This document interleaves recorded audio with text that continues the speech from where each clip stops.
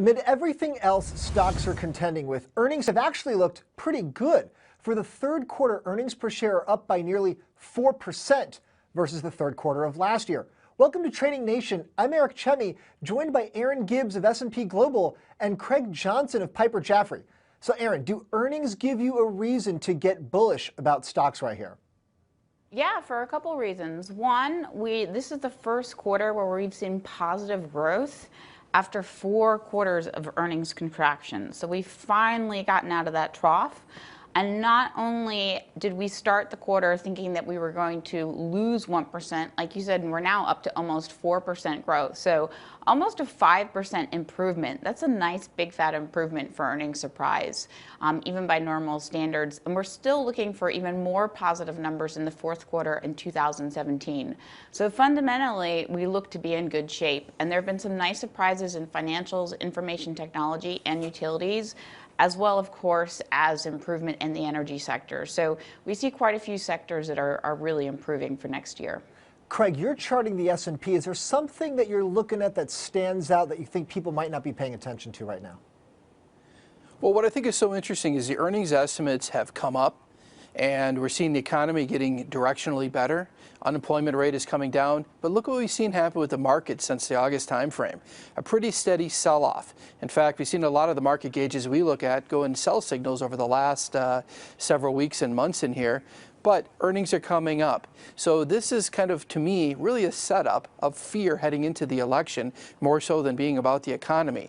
In fact, we've seen so much discussion about the election, and there has been so little focus on the economy, that I think once the election is over and done with, and that candidate is finally selected, it's going to come back to about the economy again, and I think you're going to see the market lift into year end.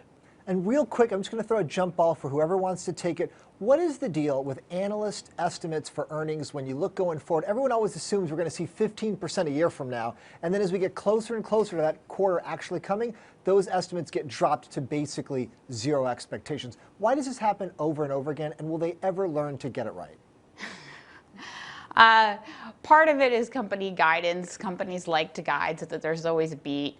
Yes, earnings typically, if you take earnings at the very beginning, they tend to be more accurate. They go down, and then most companies on average tend to beat between 3 and 5% per quarter for about the past 10 years. Right, exactly. 3 to 5%. It's not going to be 15% like some of the people think. What were you going to say, Craig?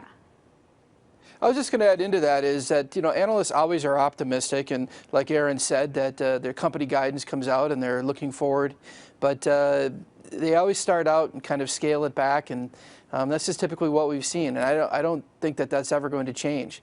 Management teams are always trying to put an optimistic spin on their story and their company. All right, well, my thanks to Craig and Erin, and thank you for joining us here on Trading Nation. I'm Eric Chemi.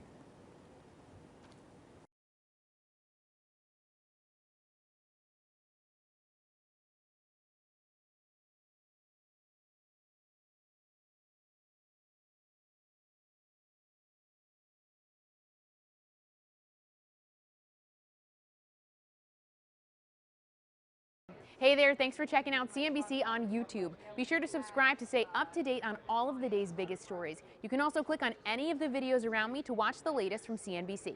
Thanks for watching.